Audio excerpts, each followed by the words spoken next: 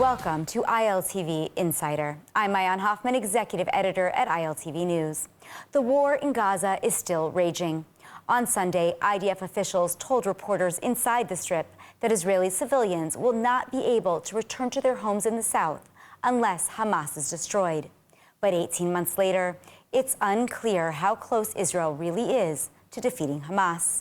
Meanwhile, 59 hostages remain in Gaza, 24 of whom are believed to be alive. A new Khan News poll shows that more than half of Israelis would support a deal to bring all the hostages home, a deal that would include ending the war and releasing Palestinian prisoners held in Israeli jails. So should Israel's military campaign continue? And will it succeed in reaching its goals? To help us answer these questions, I'm joined by Fleur Hassan-Nahoum, Special Envoy for the Israeli Foreign Ministry, and Mossi Raz, a former Knesset member from the Meretz Party. Let's get started. So, Fleur, I want to start with you. The obvious question, why are we still fighting in Gaza?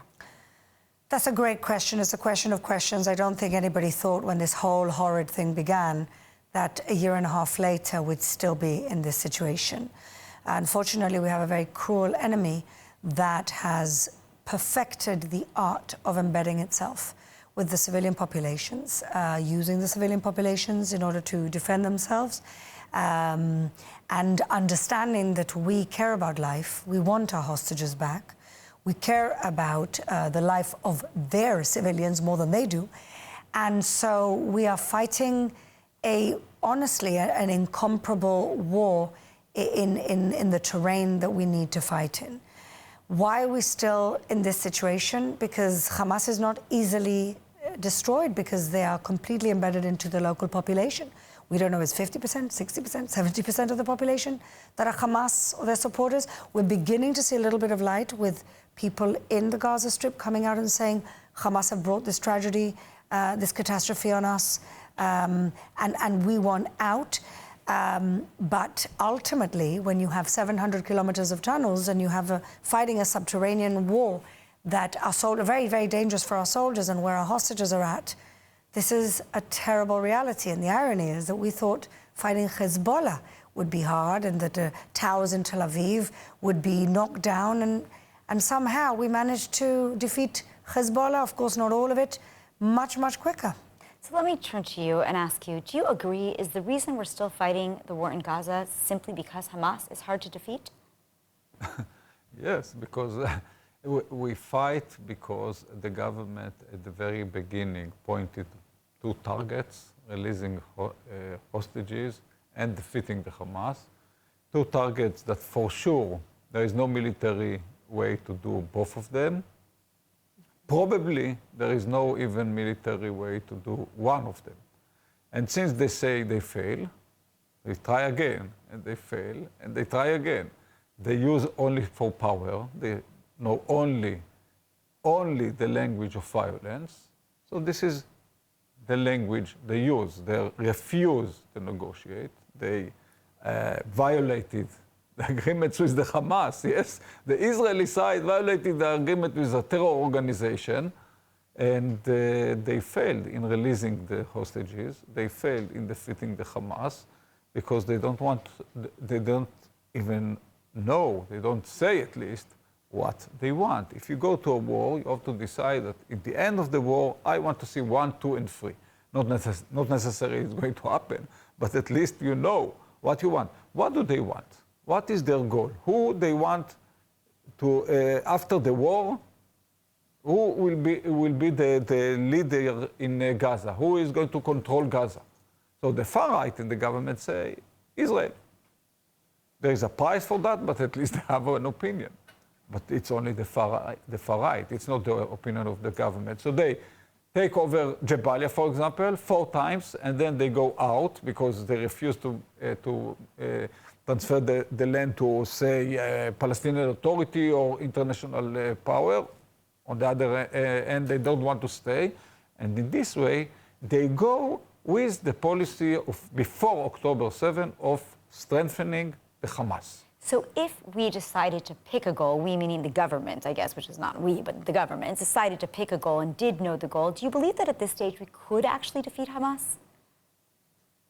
I don't think that necessarily we have a way to defeat Hamas. I want to, Netanyahu spoke about ניצחון מוחלט. He wants to see victory. We never won in a war. We won their wars in ending the war. This is exactly what we have done with Egypt. We had the 60 days war. I saw that somebody said that this was a winning.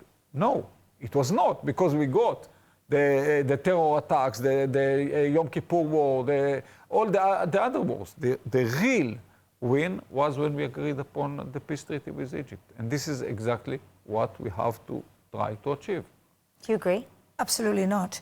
First of all, we only got the peace treaty with Egypt when they realized that they couldn't destroy us after 3 wars. Huh? And then we got a peace treaty with Egypt. You only get a peace treaty when you know, or the enemy knows, that they can't defeat you and there's no other way. Now, there's a difference to deal with a country like Egypt and to deal with a jihadi, fundamentalist terrorist group that in their charter is not just the full destruction of Israel, but the destruction of all the Jews around the world. And this is what the left wing conveniently forget. But, you know, you said we failed in bringing out the hostages. There's 175 hostages that came out. So it's partial failure. 10 million residents that were not in captivity. It doesn't matter, but there were 250 hostages. 175 were out. How did they come out? They come out because of military pressure put on Hamas until they're on their knees, ready to actually make a deal. And this is the delusion of the left wing. They think somehow you can just sit down and make a deal with people who very clearly want to kill you. And yes, you can blame Netanyahu all you want, but it was national security consensus. And it was a consensus of the government and the opposition for 20 years that appeasing Hamas was the way forward, that appeasing Hamas was going to bring us results. What did it bring us? October the 7th. That's what it brought us. So tell me something. There are 24 live hostages still in Gaza. So given the situation on the ground and what you just described, do you believe that this pressure is actually going to get them home? Well, at the moment, we are not allowing in humanitarian aid, and I think that's the right thing to do in order to get Hamas to the point that they want to make a deal. They don't want to make a deal out of good faith. There's zero good faith here. They want to make a deal out of desperation. Now, there's a rumor this morning saying that they will actually give up power. They don't want to be killed, they want to give up power. I don't know what's true, what's not true. There's rumors, there's leaks. We never actually know. All I know is that when you're dealing with an Islamic terrorist group like ISIS, like Hamas, like Hezbollah, unfortunately, they only understand one language, and that is the language that we have to defeat them, and they have to understand that they can't win. That's how we got the peace treaty with Egypt. That's how we got the peace treaty with Jordan, when they realized they couldn't get rid of us. Respond. Of course, that's not right. I mean, history, you cannot... I appreciate your opinions, but you change history, which is... So we didn't have 3 wars that we won? We had the peace suggestion from Egypt before 1973, and it was us who refused, not them. History, sorry, there are facts. And we didn't have 2 wars before that? You can express your opinions. It's very difficult for me to hear them. They started, right? But there are facts, and the facts are that what you have said is not true. Sorry. 48, we didn't beat them? 67, we didn't destroy their entire air fleet? They suggested before 1973, and we opposed. This is period. Now, we see that hostages who were released, most of them, almost all of them, as an outcome of agreements. After military pressure. I can shout too. It's easy for me to shout. If you want, we can try who shout louder. Exactly like Israel got security only in 2 borders, with Egypt and with Jordan. Both of them in peace agreements. All the other borders, we never had peace agreements. As a matter of fact, we never agreed to peace agreements. And I'm not saying that this is the only reason, but this is a fact. Let's get back to the Gaza war, though, for a moment, okay, to the current situation. There are many that have argued that we should have actually maybe not worried so much about the hostages, God forbid the human lives, but of course said, let's fight and let's actually focus on destroying Hamas at the expense. Would the war have been more effective if we weren't so worried about bringing the hostages home?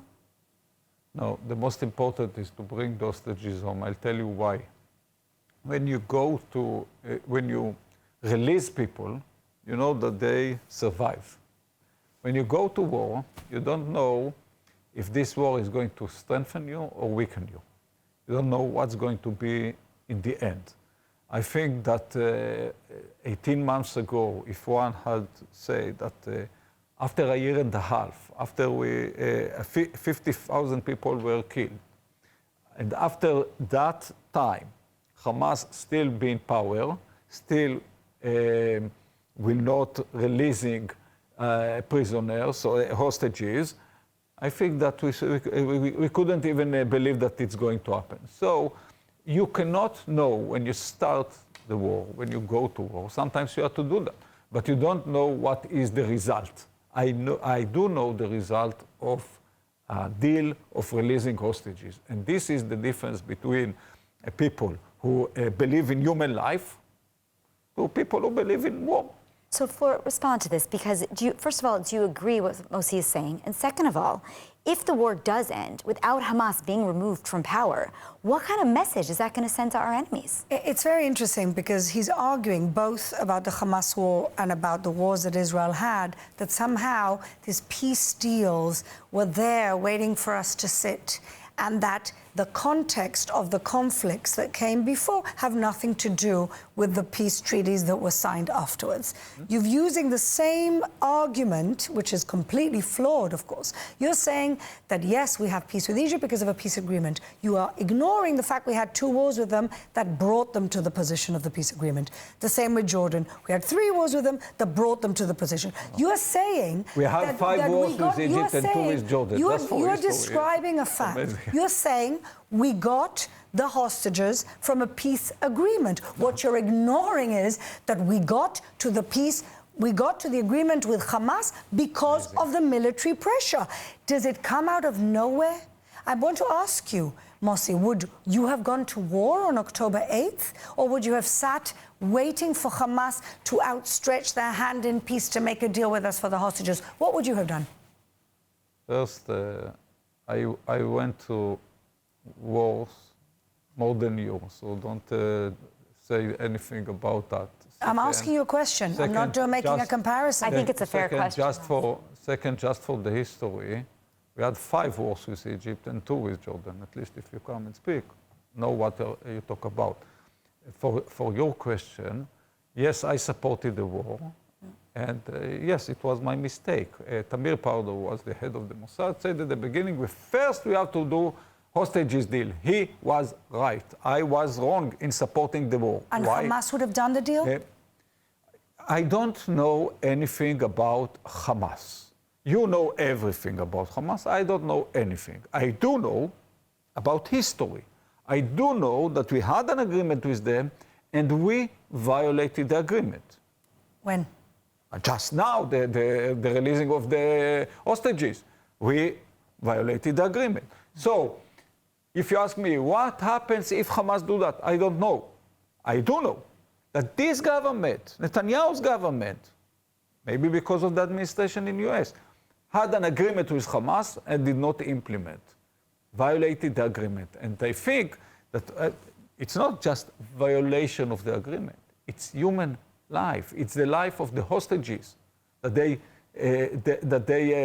play in. And the same thing happened in the first deal.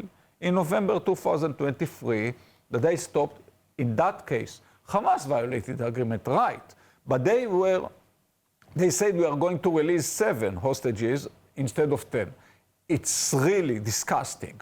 But what was the government answer? No, don't release anybody. And out of those 7 that they wanted to release, they were killed later. So when the government play in the life of Israelis, stop playing in the life of Israeli citizens. Well, I think that you're completely ignoring the many violations of Hamas. And at the end of the day, it's always a very difficult thing to judge. Where do you draw the line? Where do you let them push? We got into this situation of October 7th because for 20 years, they sent rockets, and we kept accepting it. Achala, as they say in Hebrew. We kept kind of, we'll deal with it. We'll accept it. This is the metaphor of the frog in warm water that keeps getting warmer. The reason we got to October 7th is because we did exactly what he's saying we should continue to do, which is accept a little violation, accept an infringement, accept what they did to the Bibas family, where they brought the wrong body. That's not a violation of the ceasefire? You're saying that we violated that ceasefire? When they did what they did to the Bibas family? That complete cruelty, that's not a violation? That they put the wrong body in that casket? How could you say that? I don't understand it. Now, let me ask you this, though. Everybody has, not everybody, but many analysts have said that this is also tied to Netanyahu's political situation. Netanyahu is the prime minister who, for 20 years, the policy that you just described was carried out by Prime Minister Benjamin. So I blame him how much of what he's doing now could be flawed policy? And is his precarious political situation influencing our ability to run this war?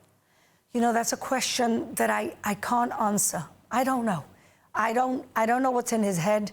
And I don't know how much of it is because he thinks that him being in power is better for Israel, therefore he has to remain in power, or how much it is because he actually does believe that the only way forward is destroying Hamas, or somehow he has intelligence and knowledge that we don't have about regional partners, about a potential peace with Saudi, about a potential attack on Iran. We don't know much.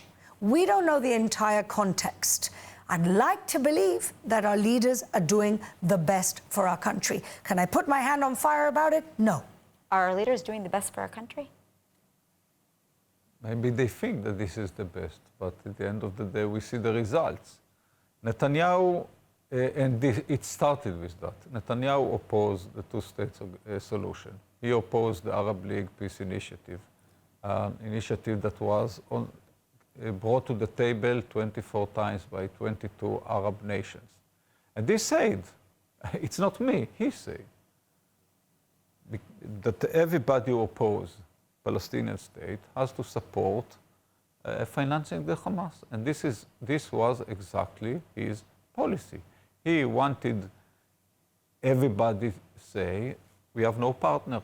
And for that, he in all his years, I think after October 7 too, even today, he strengthened the Hamas in his policy and weakened the Palestinian Authority because they agreed to peace in two-state solution. And he can say whatever, I don't believe them or whatever, but this is the policy, not was the policy. This is the policy. We want the Palestinian extreme. We don't want them to have an agreement with us. Now, we're going to run out of time, and I need to ask you that, international pressure, though, is mounting, is getting more and more on the current situation all around the world. It's been, for the last 18 months, growing and growing against Israel. If we continue to sustain the war and continue to fight in Gaza, and I need a one-minute answer, how is that going to impact us politically and militarily? On Israel? On Israel. How is it going to impact Israel politically and militarily if we continue in the current status quo? We become weaker and weaker. We see that I just came from a family of the soldier who was killed in Gaza 3 days ago, and hostages, not all of them are alive now, and we became fewer and weaker. This is the outcome of war. Fleur, do you agree? Is that if we continue with the current status quo, continue to fight Hamas, while trying to somehow negotiate for these hostages, can Israel sustain it politically or militarily? Politically, it can sustain it as long as this government is in power, and we've got another year. We've also got a much more understanding administration in the United States. It's not going to curtail our ability to prosecute the war as we need to prosecute it. I believe that only military pressure brings Hamas to the table, and I think that's been proven. I don't understand what you're saying about the two-state solution when Arafat was the one who clearly rejected and started the second intifada in my city, in Jerusalem. That's not right. But again, the left always likes to blame ourselves for everything and not look at the jihadi enemy that is actually creating a civilizational clash with the entire world. It's always our fault, according to them. But what can we do long term? I think the one thing that I do agree with Mossi about is that we don't have a plan. And that's really part of the problem. We need to have a plan. We need to, I think, strengthen the voices that have been coming out against Hamas within the Strip, without the Strip, and we need to bring in regional partners from the Middle East to think about how we deal with Gaza the day after this war, whenever that comes. So I think after that, a point of agreement, it's time to end the show. So I want to thank both of you for being here, Fleur and Mossi. That is unfortunately, though, all the time. For more of the latest updates from Israel, make sure to subscribe to our newsletter at iltv.tv. Thanks for watching Insider. Have a safe and pleasant evening.